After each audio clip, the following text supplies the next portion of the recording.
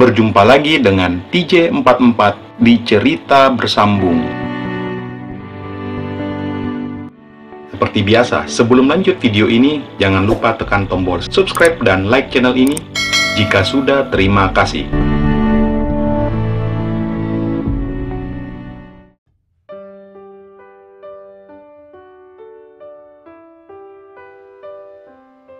Ruang FAD, Finance Accounting Director, milik L terletak di sudut kanan di lantai divisi Finance Accounting. Saat L memasuki ruangannya, terlihat ruangan yang cukup luas dan bersih.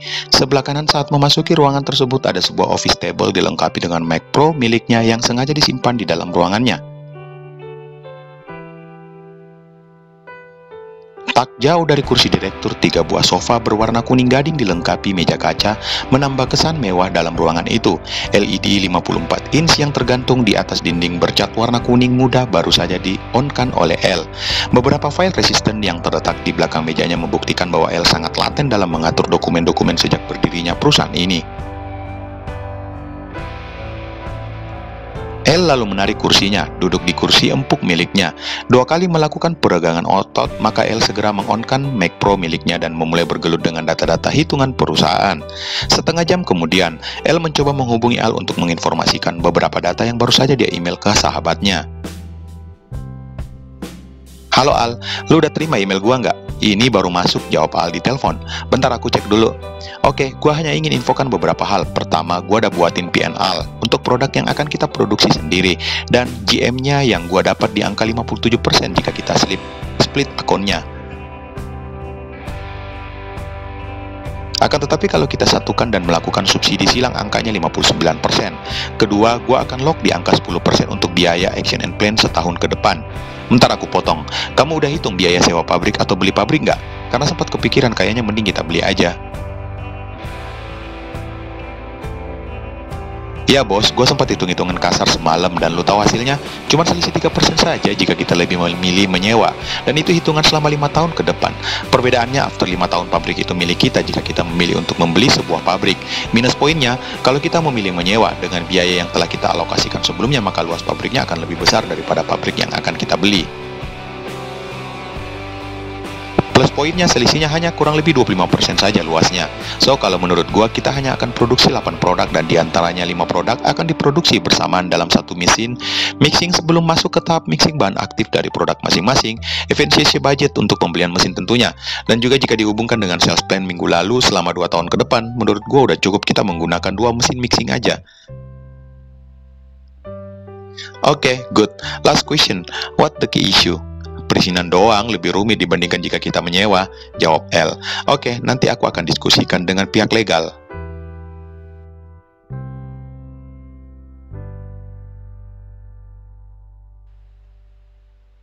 "Thanks bos. Oh iya, gua plannya hari ini ketemu dengan orang pajak. Gua mau nego dengan mereka, semoga saja kita bisa bayar setengah aja dari biaya aslinya." "Dasar, nggak salah emang cocok megang FA, pelit dan penuh perhitungan, hahaha. Cuman di kerjaan doang bos, gua pelit. Kalau personal mah gua royal sama teman."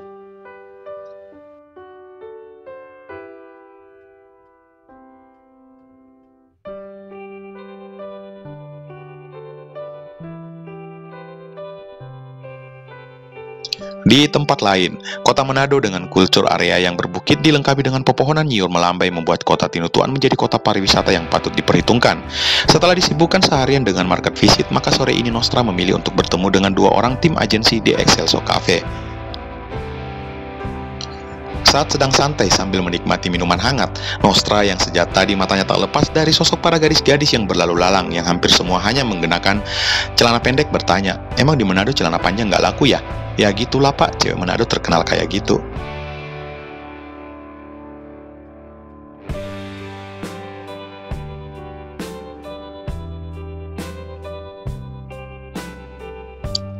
"I know, but ucap Nos menggantung. "Tenang pak, kami sudah siapkan buat bapak." "Apa nih? Gua nggak ngerti," ujar Nos berpura-pura. "Ya kayak gitulah, asli Minahasa akan menemani bapak ntar malam." Hahaha, gue nggak minta lo ya, tapi gue juga nggak akan nolak kok. Sip lah, kami kiranya Pak Nos itu orangnya. Gue imbang kok 50-50 lah, jawab Nos mengetahui apa maksud orang itu. Akhirnya mereka bertiga mengevaluasi beberapa hasil market visit tadi, dan ada beberapa poin yang Nos catat untuk dijadikan bahan presentasinya minggu depan. Beberapa saat kemudian, Peninsula Hotel di kamar Presiden Suite pilihan Nos saat ini menginap. Di kamar tersebut menjadi favorit Nos selama melakukan trip keluar kota. Nos baru saja selesai mandi dan saat baru saja akan keluar mencari makan malam tiba-tiba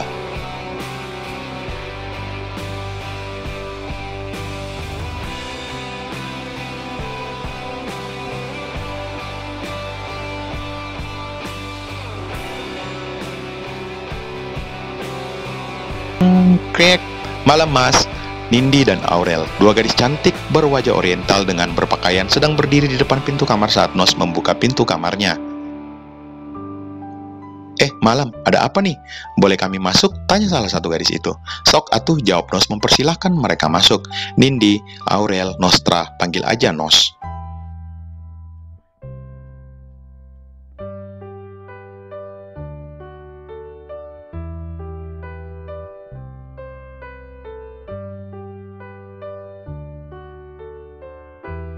Mereka saling berkenalan satu sama lainnya dan sedang duduk di sofa tengah dalam kamar Nos. Tatapan Nos tak berkedip mereka berdua. Kemudian Nos meneliti sampai menambah rasa penasarannya terhadap kedua gadis itu. Ngapain Mas liatin kami kayak gitu? Enggak kok. Yup, kayak gitulah Mas. Jadi Mas kami temenin selama berada di Manado. Wah, kayak gitu ya?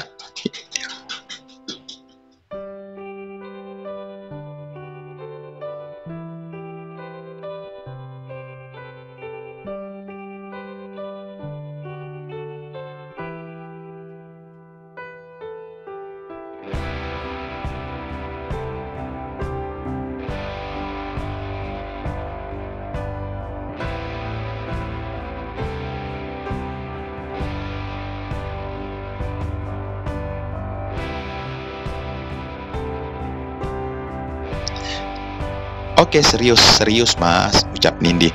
Oke, ya udah, tunggu apa lagi?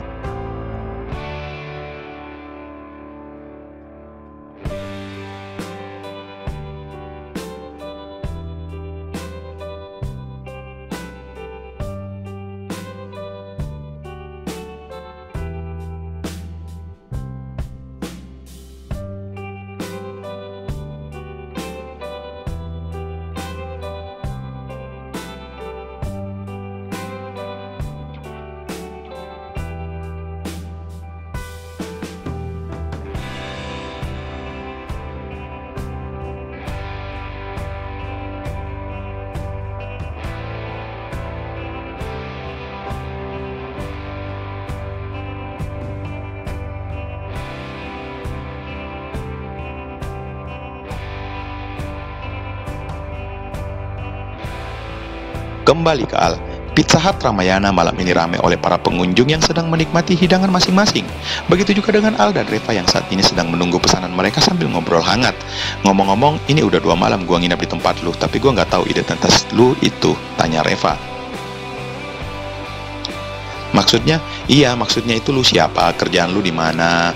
Aku tuh lagi nganggur, terus aku bukan salah satu yang kamu tuduhkan barusan, jawab Al.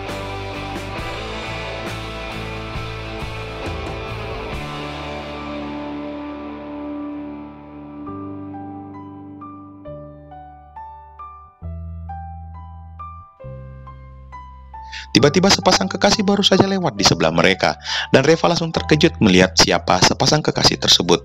Indah, Rian, Reva, ujar sepasang kekasih tersebut karena terkejut melihat Reva. Jadi selama ini elu yang udah nusuk gua dari belakang? Iya, hardik Reva yang sudah berdiri menatap keduanya. Al hanya diam saja dan menatap ketiganya. Seketika Al mengetahui apa permasalahan mereka karena Indah yang berada di sebelah pria itu adalah teman kerja Reva di hotel. Dan tentu saja pria yang bernama Rian adalah kekasih Reva yang sekarang sedang digait dengan temannya. Hei Fa, apa kau pikir pria akan melihatmu sebagai wanita? Kau seharusnya mulai berpikir bagaimana pacarmu bisa kucuri. Hardik Indah membalas gadis itu yang benar-benar telak membuatnya merasakan sakit hati dan kemudian mendorong Indah ke belakang.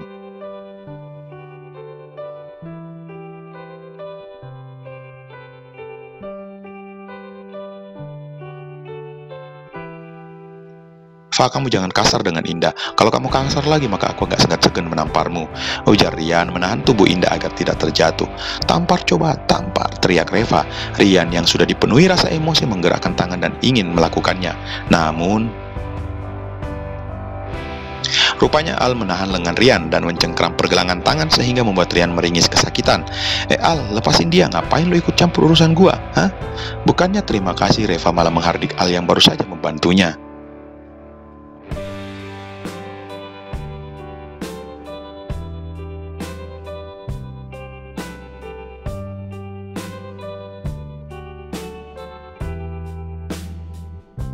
Fa, kalau kamu punya harga diri, mending kamu pergi menjauh dari kehidupanku, dan Anda, tolong lepaskan tanganku. Al langsung melepaskan cengkramannya di lengan pria itu lalu kembali duduk di tempatnya. Kemudian Reva hanya berdiri menatap kedua pasangan tersebut dengan wajah amarahnya saat ini. Dasar perempuan gak tahu diuntung, ujar Indah menambah panas kuping Reva. Stop, lu tuh yang gak tahu diri. Udah saya ngapain meladeni cewek kayak dia. Yuk kita pergi aja, ujar Rian dan menarik lengan Indah untuk keluar dari resto tersebut.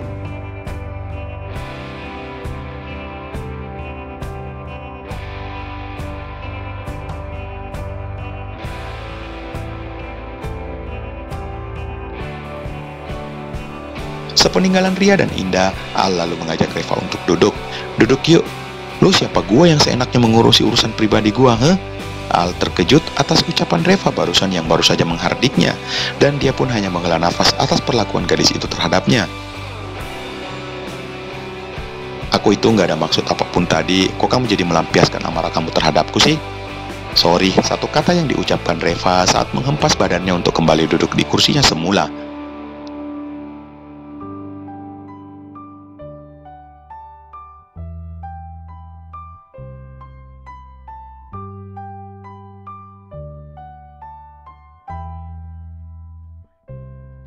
Ya udah, yuk makan. Reva tiba-tiba meneteskan air mata di hadapan Al. Hei, kok jadi nangis sih? Malu tahu diliatin banyak orang, kata Al. Apa salah Reva, Al? Apa kok tega-teganya teman sendiri menusuk gua dari belakang? Ya udah, nanti kita bicarakan lagi ya. Yuk makan dulu, ujar Al mencoba untuk menenangkannya. Makasih ya Al, you're welcome. Akhirnya keduanya kembali menikmati makanannya yang baru saja diantar oleh salah satu pelayan. Dan tampak Reva masih belum percaya dari apa yang dia lihat barusan.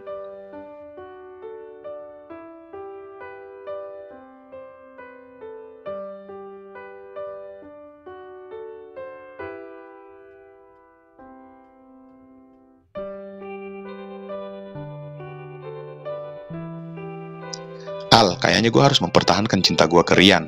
Reva akan berubah sesuai apa yang dia inginkan. Semangat Fa untuk sebuah perubahan, ujar Reva tiba-tiba. Al yang mendengarnya hanya menghela nafas dan menggelengkan kepala melihat tingkah gadis itu di hadapannya. Kamu salah, Fa. Cinta itu bukan sebuah kompromi. Jadilah dirimu apa adanya dan jangan mengikuti kata seorang pria yang menyuruhmu untuk melakukan sesuatu buat dirinya tanpa memikirkan dampak yang akan terjadi kepadamu. Gumam Al. Reva hanya diam saja. Ia sebetulnya bingung, perasaannya sungguh berkecamuk. Namun yang pasti ia akan mencoba untuk melakukan perubahan dan mengacuhkan perkataan Al barusan. Bersambung.